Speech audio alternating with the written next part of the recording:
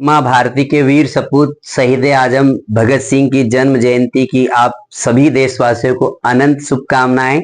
आप सभी का अभिवादन।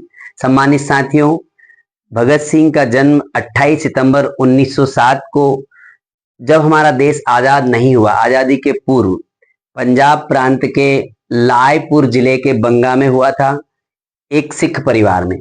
सरदार भगत सिंह जी के पिताजी का नाम सरदार किशन सिंह और उनकी माताजी का नाम विद्यावती कौर था। बचपन से ही तीव्र बुद्धि के व्यक्तित्व रहे। सरदार भगत सिंह के जीवन के ऊपर सबसे ज्यादा यदि प्रभाव पड़ा तो वो था जलियांवाला बाग हत्याकांड। जलियांवाला बाग हत्याकांड की घटना पंजाब में जब उन्होंने देखी, तब उनकी उम्र महज 12 वर्ष की थी।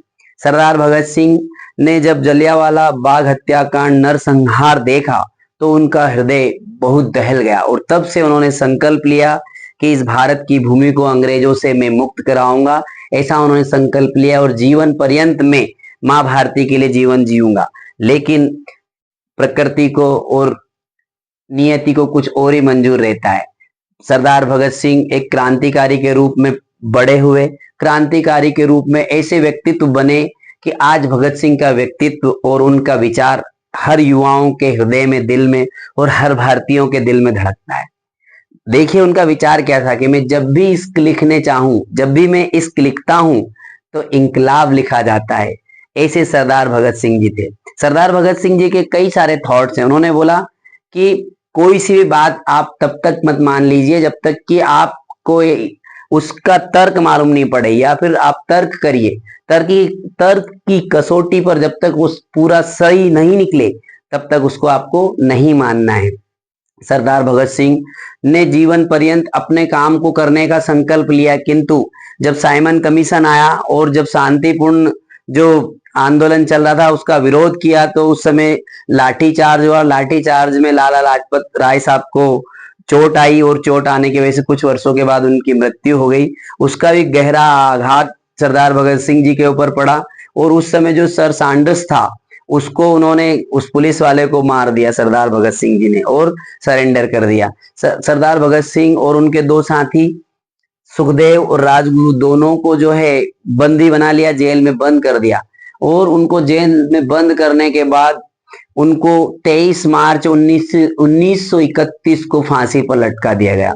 हमारे देश के वीर सपूत जिन्होंने भारत माता के लिए हंसते हंसते अपने प्राणों की आहुति दी, अपना बलिदान दिया देश को आजाद कराने के लिए, फिरंगियों को भगाने के लिए। और फिरंगियों तुम चले जाओ, फिरंगियों ने उनको रात के अंधेरे में फांसी लटकाया और उनकी बॉडी को निर्दयता पूर्ण टुकड़े टुकड़े करके बोरे में भर करके सतलज नदी के किनारे पटक करके आगे आधा जला दिया, आधा डेड बॉडी को अधजली करके उसको नदी में प्रवाहित किया। इस तरीके से निर्दयता पूर्ण हमारे माँ भारती के वीर सपूत शहीद आजम को उन्होंने टुकड़े टुकड़े कर दिए। फांसी को लटकाने के बाद में भी उनको इतना भय था, मर जाने के बाद, फांसी पर लटकाने के बाद में भी उनकी बॉडी के टुकड़े किए।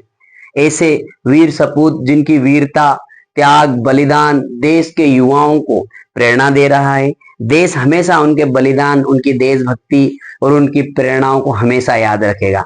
आज मैं उनके जन्म जयंती के उपलक्ष्य में सभी देशवासियों को बहुत सारी शुभकामना देता हूं और उनसे आज पूरे देशवासियों से एक बात और करना चाहूंगा कि आप लोग अपने घरों में कम से कम शहीद भगत सिंह की प्रतिमा लगाएं और अपने बेटे को भी ये बताएं कि ये शहीद भगत सिंह थे जिनको 23 साल की उम्र में ही फांसी पर लटका दिया गया और उनके माँ और पिताजी, उनके आंसू तक नहीं आए और उनके पिताजी और माताजी ने बोला कि हमें हर जन्म में ऐसा बेटा हो, और भगत सिंह ने बोला कि मेरा जब भी जन्म हो भारत की भूमि पर ही जन्म हो। ऐसे महान क्रांतिकारी को आज हम श्रद्धा के सुमन अर्पित करते हैं उनके जन्म जयंती के उपलक्ष्य पर और उनको कोटि से अभिवादन करते हैं। आप सभी को धन्यवाद।